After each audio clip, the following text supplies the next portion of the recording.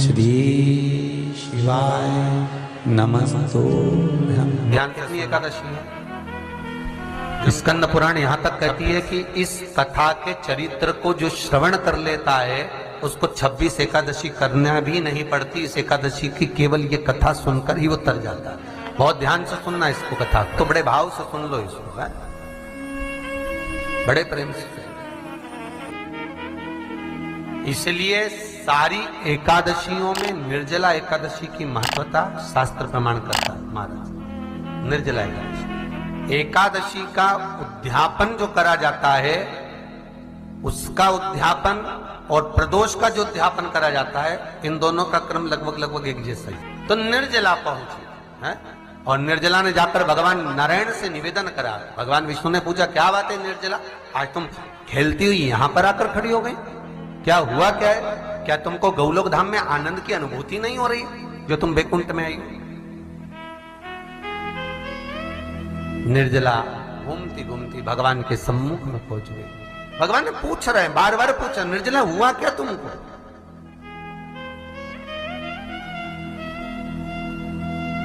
ए निर्जला, ए एकादशी, हुआ क्या है तुमको? क्या कारण है तुम्हारे यहां आने का, वैकुंठ पहुंचने का? बहुत ध्यान देना महाराज। शास्त्र कहता है सोमवार, मंगलवार, बुधवार, गुरुवार, शुक्रवार, शनिवार, ये देवता वो देवता सबके व्रत कर लो, सारे व्रत कर लो, पर ये व्रत आपको परमात्मा के धाम तक लेकर नहीं जा सकते, क्योंकि इनका जो पुण्य है वो मृत्यु लोक में आप थोड़ा सा भी व्रत करते हैं तो पुण्य समाप्त हो जाता है। पर हिंदू धर्म के 3 व्रत ऐसे बता दिए जिन व्रतों का पुण्य समाप्त नहीं हुआ।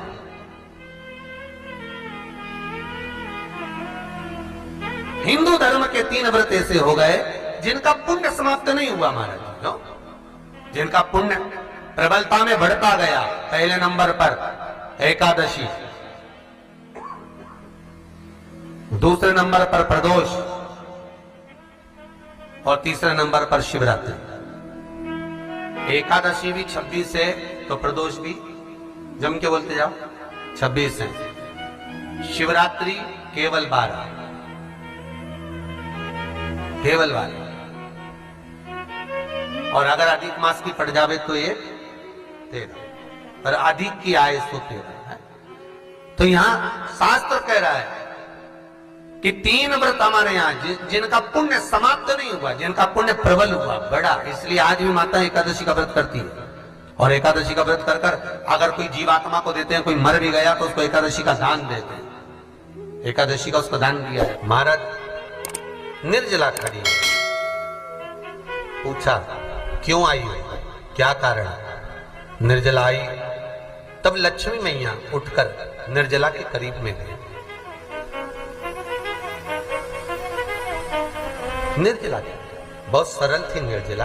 कहते हैं कामा एकादशी सबसे लंबी है। कौन सी एकादशी? कामा।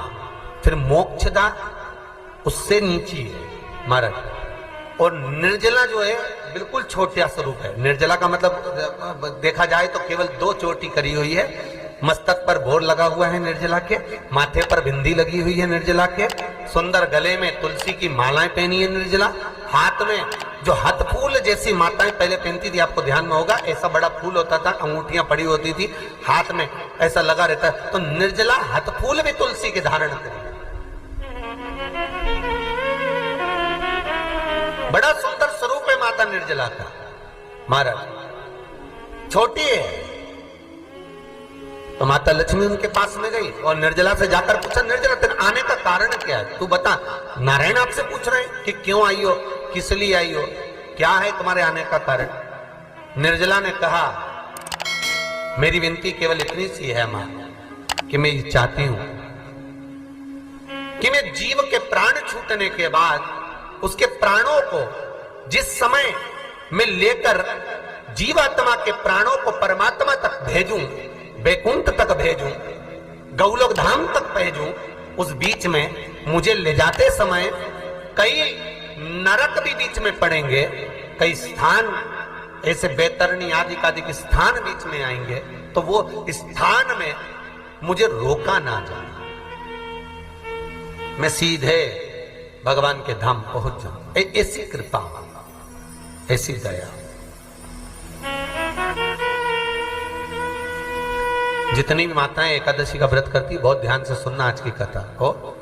शायद जिंदगी में मिली ना मिली, पर ये कथा का रिश्ता तो बहुत ध्यान से सुनना। स्कंद पुराण यहां तक कहती है कि इस कथा के चरित्र को जो श्रवण कर लेता है उसको 26 एकादशी करना भी नहीं पड़ती। इस एकादशी की केवल ये कथा सुनकर ही वो तर जाता है। बहुत ध्यान से सुनना इसको, कथा को। सबसे पहला नियम एकादशी व्रत का, सबसे पहला नियम है कि आप जिस दिन व्रत करो उसके एक दिन पहले भक्ति का संचार इस हृदय में करो।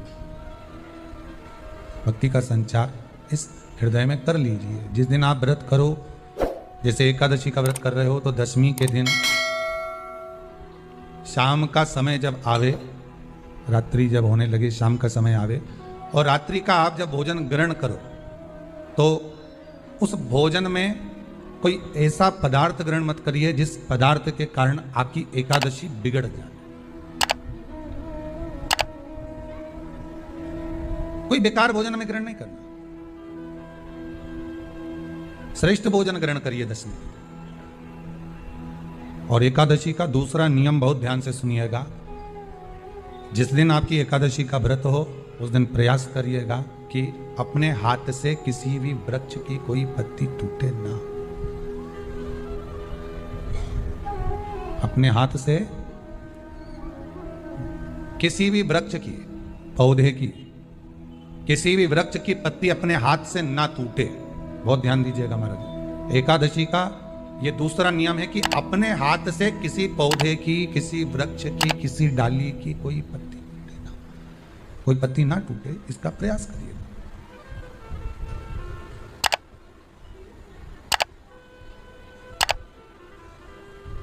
कितना सुंदर व्याख्यान कहा है, कितना सुंदर वर्णन है महाराज कि मात्र एकादशी का व्रत कर लेने पर, मात्र एकादशी का व्रत कर लेने पर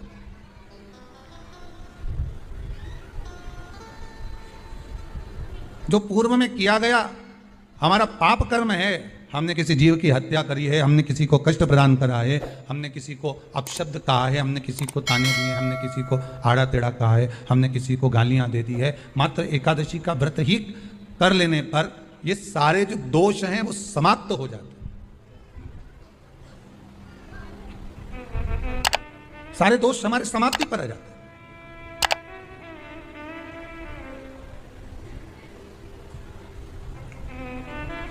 अब एक विचार करिएगा थोड़ा सा अपने मन में, अपने चित्त में, अपनी वृत्ति में एक बात उतारिएगा, एक अपने मन में एक बात को उतार कर रखिएगा कि आप अपने पाप को, अपने पाप कर्म को जिस दिन क्षीण करने वाले हो, समाप्त करने वाले हो, अपने पाप को आप जिस दिन समाप्ति पर लेकर जा रहे हो तो उसके एक दिन पहले आपको प्रसन्नता होना चाहिए कि नहीं होना चाहिए कि कल मेरा पाप कटने वाला है, कल मेरा पाप समाप्त होने वाला है। जो मैंने पाप कर्म करा है वो समाप्त होगा, जो मैंने पाप कर्म करा है वो कल समाप्त हो जाएगा। तो एक दिन पहले आपके चेहरे पर प्रसन्नता हो कि ना हो?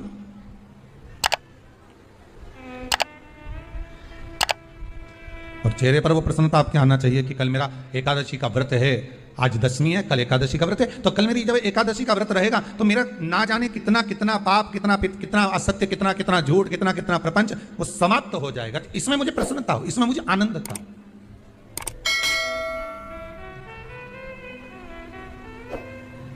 तो क्या कहा गया कि प्रयास करिएगा कि एकादशी के दिन कोई वृक्ष की, कोई डाली की, कोई कोपल की कोई पत्ती ना तोड़ी जाए। क्यों?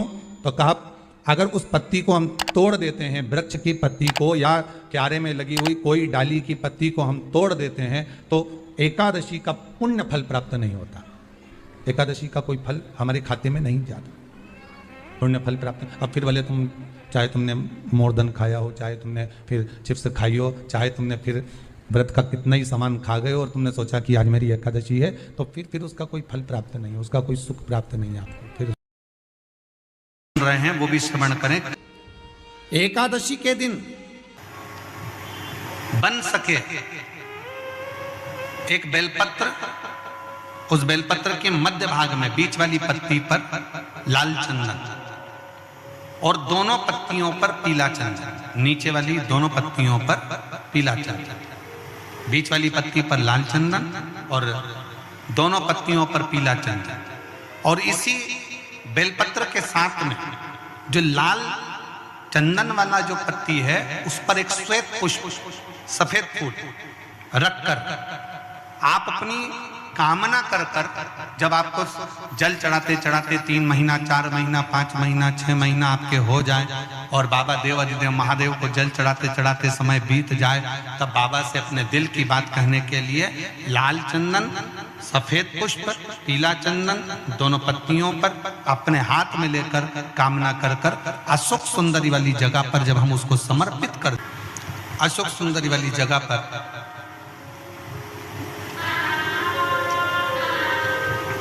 ये शिवलिंग जलाधारी और उसके सामने का जो भाग है उसके मध्य भाग में अशोक सुंदरी का स्थान है।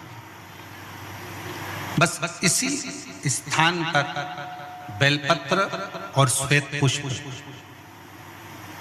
बीच वाली पत्ती पर लाल चंदन, आसपास की पत्तियों पर पीला चंदन और वो शिवलिंग की सम्मुख में जो अशोक सुंदरी का स्थान है वहां समर्पित कर उस स्थान। ये रोज नहीं करना, फिर ध्यान देना, कभी कभी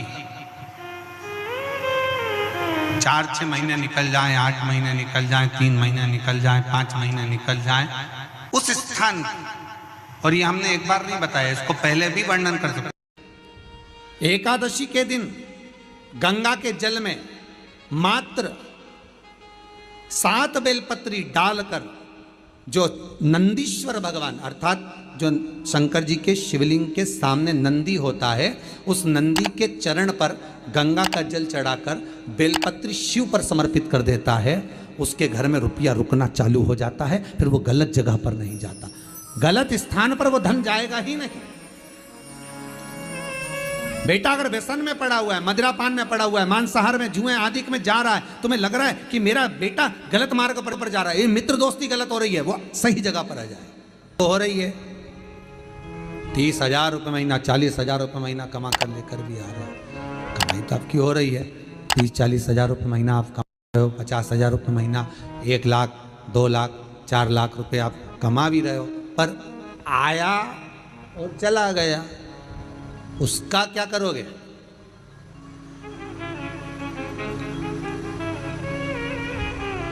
उसका करना क्या है? बहुत सुंदर संवाद है, ध्यान दीजिएगा। जिसके घर में कमाने वाले 2-4 हैं, पैसा तो आ रहा है और घर में टिक नहीं रहा, डॉक्टर में, पुलिस में, एक्सीडेंट आदि में, कहीं गलत जगह पर व्यसन में अगर पैसा जा रहा है, जुए में, मांसाहार, मदिरा पान, या कहीं आया पैसा, पैसा आने में कमी नहीं, आ रहा है पर टिक नहीं रहा, रुक नहीं रहा, कोई मांगने आ गया, दे दिया, फिर वहां से अपने पास नहीं आ रहा, अपन कह रहे हैं भैया हमारा पैसा लौटा दो, नहीं आ रहा।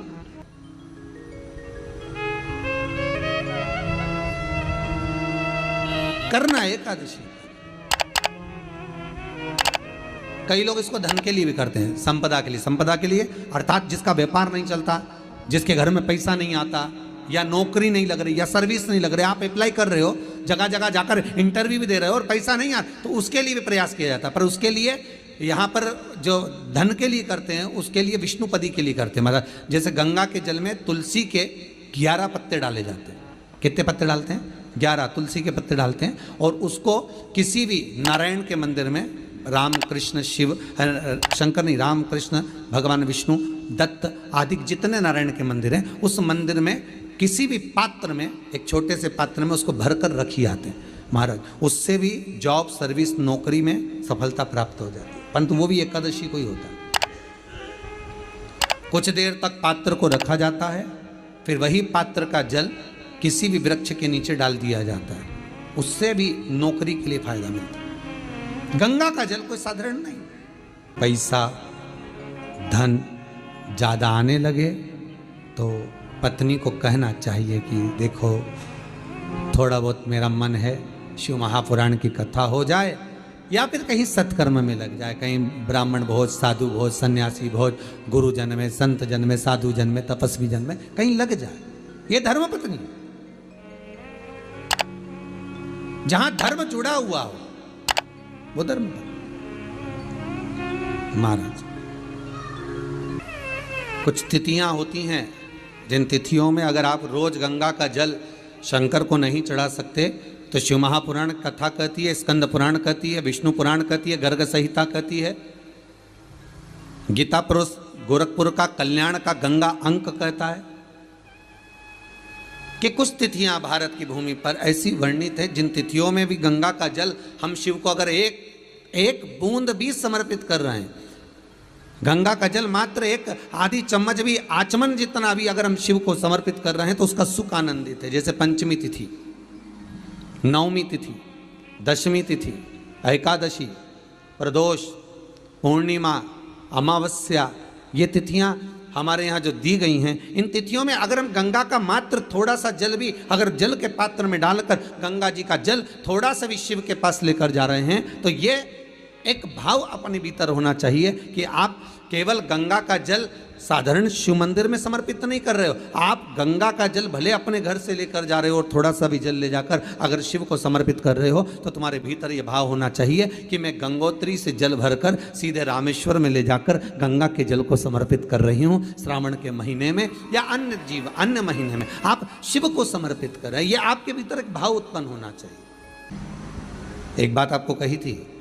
गुरु महिमा में कि घर से जब निकला करो ना तो भगवान देव अधिदेव महादेव का नाम लेकर श्री शिवाय नमस्तुभ्यम, घर से जब निकलो, कोई कार्य के लिए जा रहे हो तो आप श्री शिवाय नमस्तुभ्यम का स्मरण कर कर जाइए। आप किसी काम के लिए आगे बढ़ रहे हो, श्री शिवाय नमस्तुभ्यम का स्मरण कर कर जाइए। जिस समय आपके मुख से श्री शिवाय नमस्तुभ्यम का स्मरण हो जाए या शिवलिंग का स्पर्श हो जाए या शंकर का अनुमोदन कर कर ओम नमः शिवाय बोलकर या राम बोलकर, कृष्ण बोलकर, शिव बोलकर, आपके भीतर जो रमा हुआ है, आप राम को मानते हैं आप राम को माने, हम मना नहीं करेंगे, आप कृष्ण को माने तो कृष्ण को माने, हम मना नहीं करेंगे। आपका दिल जिससे लगे, आपका चित्त वृत्ति जिससे लगे, और उस पवित्र भूमि में ना जाने कितने साधक, कितने साधु, कितने तपस्वी, कितने संत, कितने महात्मा, कितने जोगी, कितने सन्यासी, कितने ब्राह्मण जन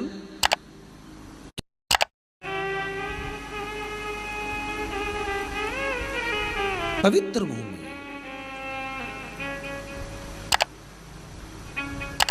और उस पवित्र भूमि में ना जाने कितने साधक, कितने साधु, कितने तपस्वी, कितने संत, कितने महात्मा, कितने जोगी, कितने सन्यासी, कितने ब्राह्मण जन, कितने विद्वत जन इस भारत की भूमि पर भ्रमण करते रहते हैं, तप साधना करते रहते हैं, उपासना करते रहते हैं, मंत्र जाप स्मरण करते रहते हैं।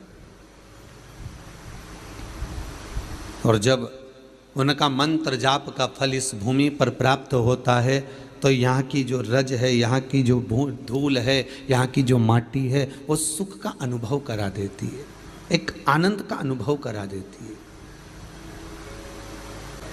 श्री भागीरथ बाबा गंगा जी को लेकर आए,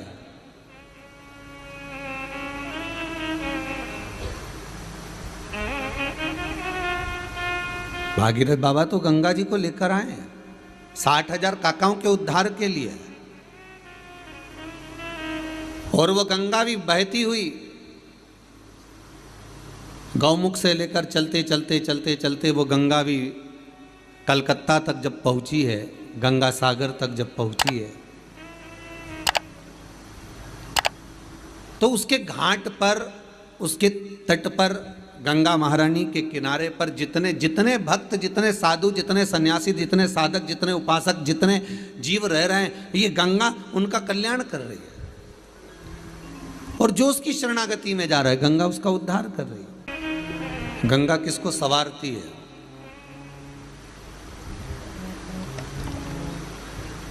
किसी ने कहा कि प्राण छूटे और गंगा जी में ले जाकर अस्थियों को छोड़ दो तो गंगा मोक्ष देती है। विष्णु पुराण में, गर्ग संहिता में, देवी भागवत में, शिव महापुराण में, स्कंद पुराण में लेख लिखे हैं कि गंगा जी ने शंकर जी से वर मांगा था कि मेरे जल में जब तक जीव की अस्थियां पड़ी रहेंगी तब तक वो जीवात्मा वैकुंठ का भोग भोगेगी।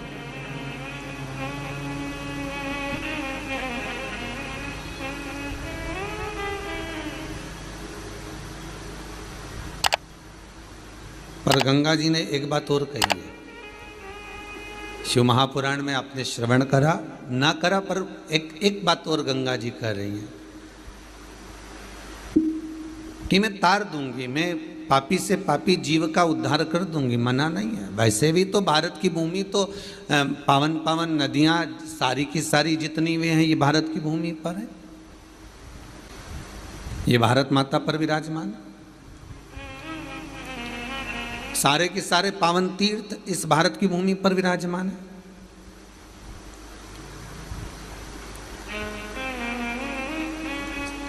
पुण्यमय नदियां, पुण्यमय तीर्थ, पुण्यमय तालाब, सरोवर जितने भी हैं ये सब इस भारत की भूमि पर हैं।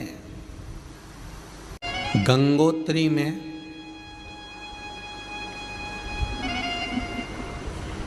आप लोग गए होंगे, कई लोग गंगोत्री, बद्रीनाथ के जो 4 धाम हैं,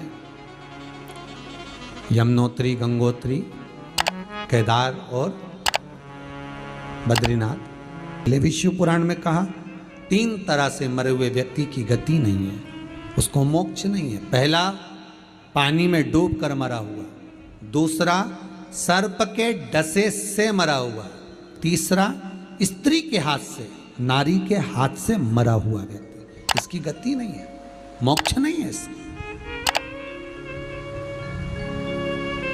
इनकी गति केवल एक है, वो है शिव महापुराण की कथा।